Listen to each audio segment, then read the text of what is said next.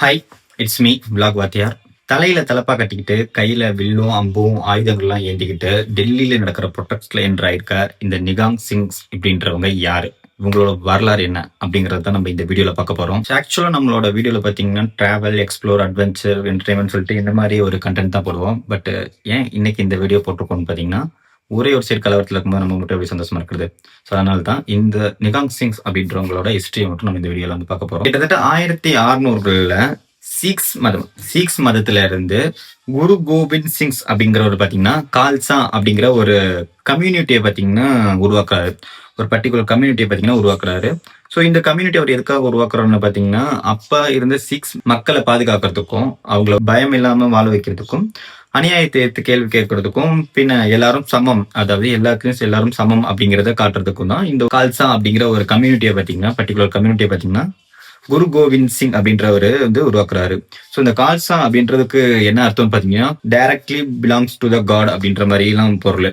இந்த ஒரு particular கம்யூனிட்டியை follow பண்ற ஒரு சம் ஆஃப் குரூப் தான் இந்த நிகாங் சிங் அப்படிங்கிறவங்க. இவங்கள வந்துட்டு கால்சாவோட வாரியர் ட்ரெடிஷனை ஃபாலோ பண்ற ஒரு குரூப் அப்படின்னு சொல்லலாம். ஸோ இவங்க பாக்குறதுக்கு எப்படி இருப்பாங்க, அவங்களோட உடைகள் எப்படி இருக்கும்னு பாத்தீங்கன்னா, தலையில பாத்தீங்கன்னா, அதாவது அவங்க பிறந்ததுல இருந்தே அவங்க பசங்களா இருந்தா அவங்க முடியல வந்து வளர்க்க சொல்லிட்டு தலப்பா மாதிரி ஃபுல்லா மேல ஹைட் வரைக்கும் கட்டியிருப்பாங்க. அந்த தலப்பால பாத்தீங்கன்னா நிறைய ரிங்ஸ், இரும்பால செஞ்ச ரிங்ஸ் போட்டிருப்பாங்க. அந்த தலப்பாக்குள்ளேயே திரிசூலத்தெல்லாம் வச்சிருப்பாங்க அப்படின்ற மாதிரி சொல்றாங்க. பின்ன அவங்க கையில பாத்தீங்கன்னா இரும்பு காப்பு எல்லாம் நிறைய போட்டிருப்பாங்க. அவங்க எப்பயும் ப்ளூ கலர் ஆடை வந்து தான் அவங்க வந்து போட்டிருப்பாங்க. ஸோ அவங்க கையில பாத்தீங்கன்னா எப்பயும் ஒரு ட்ரெடிஷ்னலா ஒரு வால் வந்து வச்சிருப்பாங்க. இந்த கையில ஒரு வால், வேல் அப்படின்னு சொல்லிட்டு ஒரு 5 விதமான ஒரு பொருள் அவங்க யூஸ் பண்ற அந்த பொருள் எல்லாத்தையுமே இந்த நிகாங் சிங்ஸ் அப்படின்றவங்க வந்து வச்சிருப்பாங்க.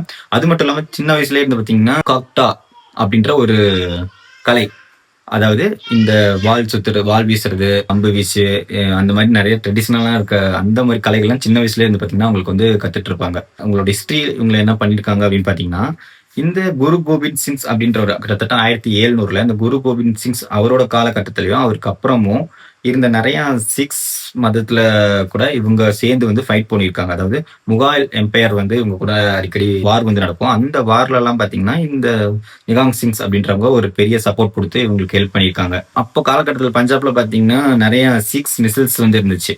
அதாவது சிக்ஸ்னா ஒரு தனித்தனி சிக்ஸ் மதத்தோட குரூப்னு சொல்லலாம். இந்த ஒரு குரூப்புக்கு வந்து ஒரு தலைவர் இருப்பாரு. அந்த மாதிரி தனித்தனியா ஒரு 12 சிக்ஸ் குரூப் வந்து அந்த காலகட்டத்தில் இருந்துச்சு. இந்த 12 மிசைல்ஸ், அதாவது மிசைல்ஸ் சொல்லுவாங்க. இந்த எல்லா மிசைல்ஸ் கூடயும் பாத்தீங்கன்னா இந்த நிகாங் சிங்ஸ் அப்படின்றவங்க வந்து கூட சப்போர்ட்டா நின்று சண்டை போட்டுறாங்க. அதாவது இப்ப ஒரு பாகுபலி படத்துலீங்களாம் போர் நடக்கும்போது, அதாவது பாகுபலின்ற ஒரு எம்பையரோட போர் நடக்கும்போது பக்கத்துல இருந்து இன்னொரு சம் ஆஃப் ஒரு கம்யூனிட்டி வந்து அவங்களுக்கு அந்த போர்ல வந்து சப்போர்ட்டா நின்று சண்டை போட்டு கொடுப்பாங்க. ஸோ அந்த மாதிரி இந்த நிகாங் சிங்ஸ் அப்படின்றவங்க பாத்தீங்கன்னா இந்த ஒரு சிக்ஸ் எம்பையர் கூட நின்று சண்டை போட்டிருக்காங்க. எம்பையர்ல தனித்தனி குரூப்பா இருந்தது.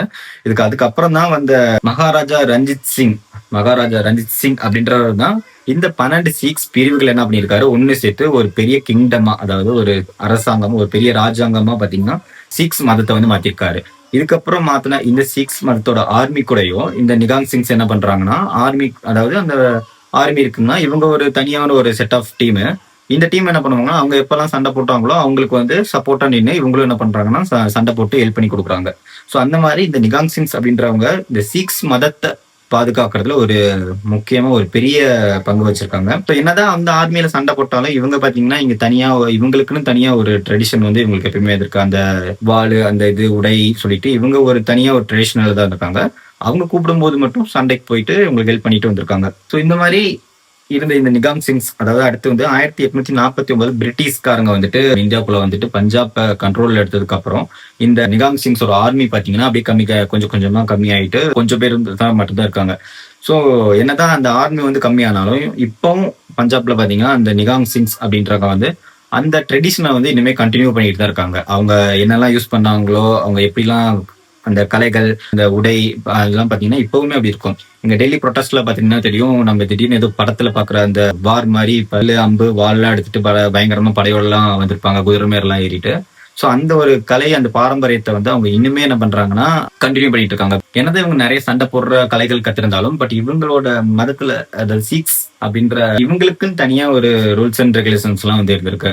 அதாவது இவங்க வந்து இப்போ வந்து ஒரு பக்தி, அதாவது இவங்களோட மதத்து மேல பாத்தீங்கன்னா இவங்க எப்பயும் ஒரு பக்தியா இருப்பாங்க. அது மட்டும் இல்லாம அந்த கலைகள், அந்த இதை சொல்லி கொடுக்கறதுல அவ்வளவு ஒரு இதா இருப்பாங்க.